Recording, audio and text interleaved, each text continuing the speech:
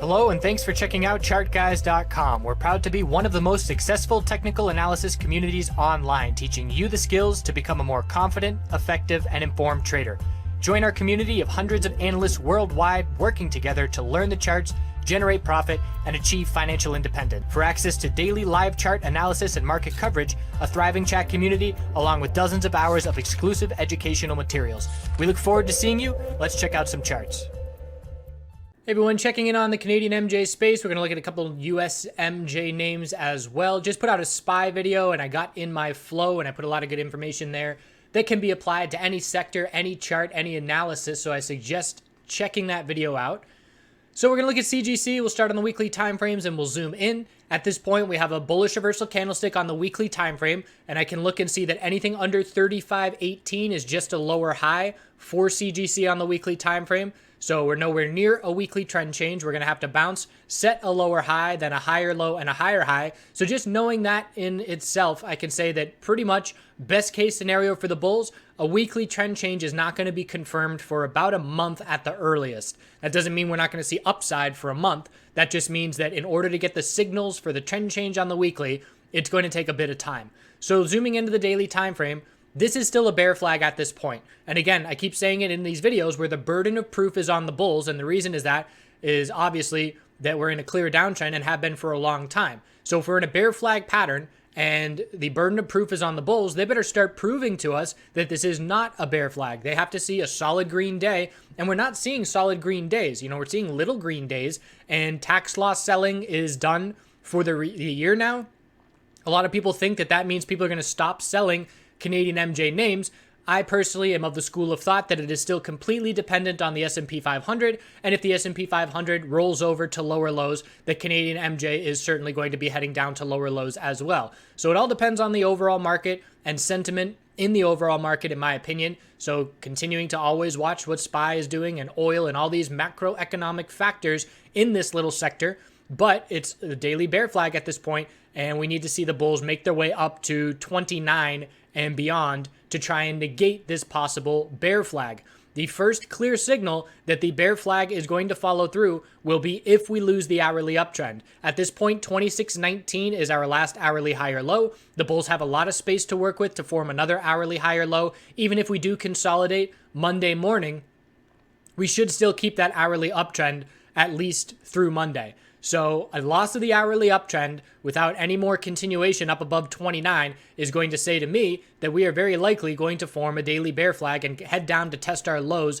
in the $25 range. It's very clear that the bulls are attempting to defend the low $25 range, which they have successfully done so at this point. The question is, can they keep that up in January? So the most important factor for me for the first couple weeks of January is the hourly uptrend maintained by the bulls, and can we make a move to try and form, again, at this point, we're just trying to form a lower high on the daily compared to 33.65, and we're nowhere near giving a solid bounce at this point. A solid bounce looking for another daily lower high would be above $30 in my opinion, and that would give the bulls space to work with to then try and form a higher low and higher high. So again, to change the daily trend, we're going to have to bounce, set a lower high compared to 33.65, pull back and establish a higher low compared to our base of 25, and then see continuation. That is our daily trend change. And again, for that to play out from where we stand right now, that's probably, knowing that Tuesday we don't have trading, it's probably 2 weeks away at the earliest before we get any kind of confirmation on a daily trend change. So best case scenario for the bulls, still going to have to be patient in order to wait for these trend changes on the daily or the weekly time frame to give us any kind of signal that momentum has shifted. Because at this point, I do not see any signals that momentum has shifted. And just to gauge, how are you knowing this is a weak bounce? You look at this one red day. So we had one red day on December 21st where we dropped from 28.46, and then of course the gap down opened the next day as well. But we have not made a 4-day bounce here, and we have not made back that 1 day of red action. And the bull volume is also lower than the bear volume on this pullback. So again, I would love for the Canadian MJ bulls to show up. I will make more money if they do. I know that as a trader, and I just have to keep myself unbiased. It doesn't matter if I want the bulls to show up. I have to remain unbiased and say, okay, bulls, you got to prove something to me because you haven't been doing it for a very long time. And I'm not going to go out on a limb here and, put my hopes and dreams in a bullish bounce if I'm not getting any signals of strength. So have to keep that hourly uptrend, which I anticipate we will on Monday, but need another leg up into the $29, $30 range.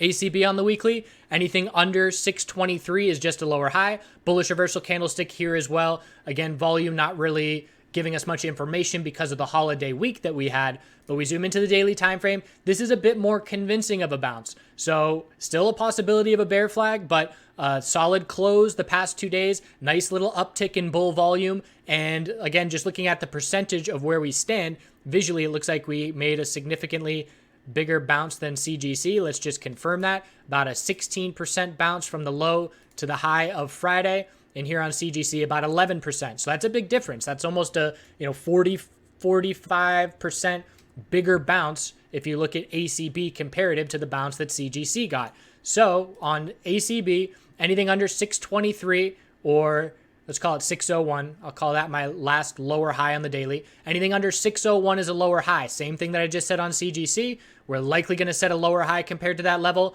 Then we need the higher low and higher high to change the daily trend. Hourly uptrend is important here as it is for CGC, and the support level is 490. Anything above 490 is a higher low. Bulls are seeing healthy consolidation at the end of the day on Friday and trying to see some continuation on this bounce. APHA. So we had all the drama. I mean, we're not going to end this drama anytime soon. It's going to be the drama scene for the Canadian MJ space for the foreseeable future. But the Bulls responded, which is always a good thing. Traded APHA a little bit on Friday. Nothing in terms of big wins, but nice to see that volatility and volume coming in. So we have a bit of a, well, let's say the last lower high on the weekly time frame is 1345. Anything under 1345 is just a lower high. We're not changing. We're not getting to that level anytime soon. So on this bounce, we know a weekly lower high is going to form. And again, in order to change the weekly trend, we have to see a bounce to set that lower high. We need a higher low, and we need the higher high continuation, not going backwards in time. I'm not a great arrow drawer, but TradingView is also not a great platform for drawing arrows. So we need the trend change on the weekly. We zoom into the daily, and we have a trend change on the daily, and this is very notable because we had clear lower highs. Every little bounce attempt was a lower high, and we finally got the little gap up open in response to the buyout, attempt, the hostile takeover attempt. But there's still a couple clear resistances left to be watching. 659 stands out to me, and then again, the most important level for me is 691. That's the highest price we've seen since the short attack took place. The most important short-term support level is 531 because that's our little daily higher low. We had the top of the bounce, and then we just saw little daily lower highs and lower lows for a couple weeks. Then we got our higher low on Thursday. The news helped push to a higher high on Friday, and we'll see if the Bulls can get any continuation over these next two clear resistance levels early this week. So a bit of a different standpoint on the daily time frame compared to these other names. The hourly time frame, right now, the Bulls want to hold 612 to remain in full control for that higher low. If not, we're looking down at 590. And for key resistance, the Bulls need to see a break of 637, which is a double top at the high of the day. So keeping an eye on the APHA Bulls, they should respond very well if the sector Bulls continue this bounce. And we'll be watching for a break of the upper $6 range if this momentum can keep up. Cron on the weekly time frame. Anything under 1395 is just a lower high. I'm anticipating a weekly equilibrium is going to form here. So we have our high of the bull move, our low of the pullback, and we're going to look for a bounce and a lower high to form somewhere around the upper $11 range. So the Bulls do have some momentum in the short term, but again, it is a weak bounce attempt. You can see the correlation very similar to CGC. There is no strength behind this move, not a lot of confidence just yet. Anything under 1181 is a daily lower high, and it's unlikely that we're just going to see a bull move to break that daily lower high. Again, just like everybody else, we're likely to set a lower high, then we need the higher low and daily trend change to shift this momentum. And once we get the daily trend change, then we're confident, all right, our weekly higher low is clearly established, and now we're going to make our way back up to try and form this weekly lower high. So still need the daily trend change. A red flag for the Bulls would be a loss of the hourly uptrend. Same thing with most of these names. Last support was 1004. Anything above 1004 keeps the hourly uptrend intact. 1067 high of Friday resistance. TLRY, I like the tightening range here on the daily because tightening ranges give us clear breaks when they eventually break. So we have the low, high of the bounce, higher low, and for the bulls to change the daily trend, if we break 82.39, that's a clear daily trend change. So this trend change attempt is a bit more developed for TLRY than it is on most of these names aside from APHA. We already have the higher low, and now we're trying to see that higher high continuation. 82.39 is the most important level. We need about a 10% move. That's the most important level the coming next couple of weeks to see if the bulls can confirm the daily trend change. If they do, we zoom out to the weekly chart. We look for a weekly lower high to be set compared to 120.40, and then we watch for a potential of a weekly trend change, which again is going to take a lot more time to play out. But you take it one time frame at a time, change the trend on one time frame, zoom out to the next time frame, and look at what would be required to change the trend on that time frame as well. NBEV. So now we're getting into the US. NBEV is a tightening range as well. The bulls are hoping this is our weekly high or low. That would certainly give them some favor. So we have our high of the move, low of the pullback, lower high at 690, and the bulls would love if 471 is our higher low. We're going to look for this weekly range to continue to tighten into the new year, into Q1 2019.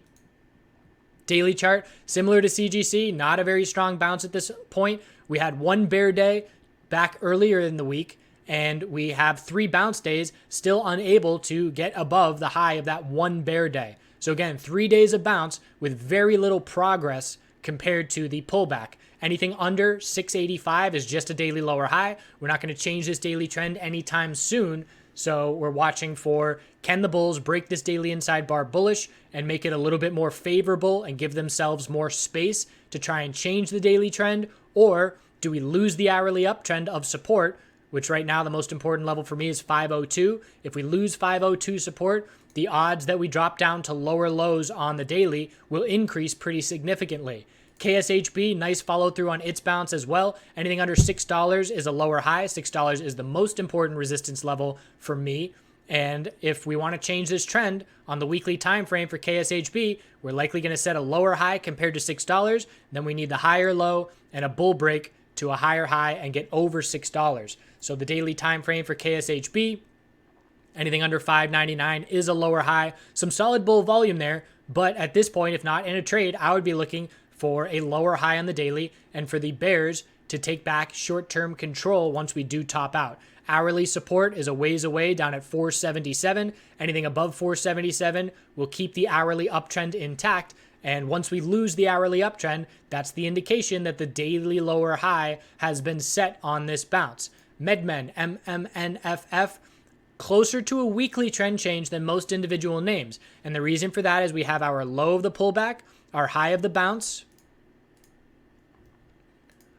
Our higher low is trying to form here. So the low was down at 4, or make that 311. Higher low at 346. Bulls breaking 480 would change the weekly trend. That's the higher low and higher high. That would be significant, but that's still a ways away. We're talking about 28% in order to break that resistance level. Looking at more details on the daily, it's more of a broader equilibrium. Low, high of the bounce, higher low, and we're going to look for a lower high compared to 480 and for this range to continue to tighten up into Q1 2019. A little solid uptick in volume on these bull attempts.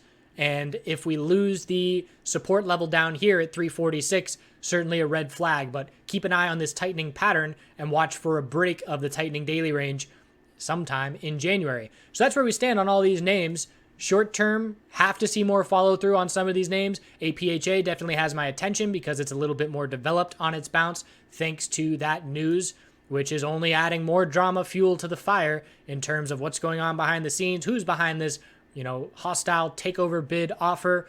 But I'm not getting into any of that. We're just going to take it one day at a time on these charts and still waiting for the bulls to prove to us that they have a clear shift in momentum, some clear daily trend changes, and some solid bull volume, all of which are lacking for the majority of these names at this point. And keep an eye on the SPY bounce. Again, check out that SPY video. Hope you have a great rest of your weekend. We'll see you soon. Hey everyone, hope you're doing well. Coming at you live from Robe Life with some remedy tips, some tips to have around the house whenever you're feeling sick, feel something coming on.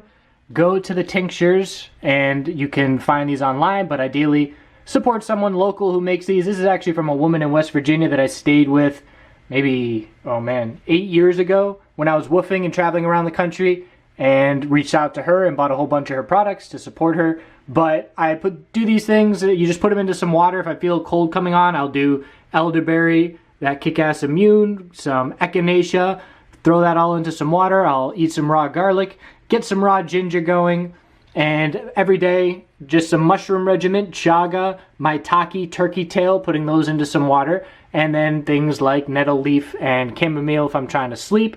Dandy blend to start the morning off. But research this stuff. Research chaga and maitake and turkey tail and their medicinal benefits. And these are all things that, like I said, if you feel a sickness coming on, they will jack up your immune system and get it ready to go. Research all these right here that you're seeing in this view. Those are the ones to do. So that's all I got for you, but hopefully some insight that some of you will look into and take advantage of. Thanks for tuning in.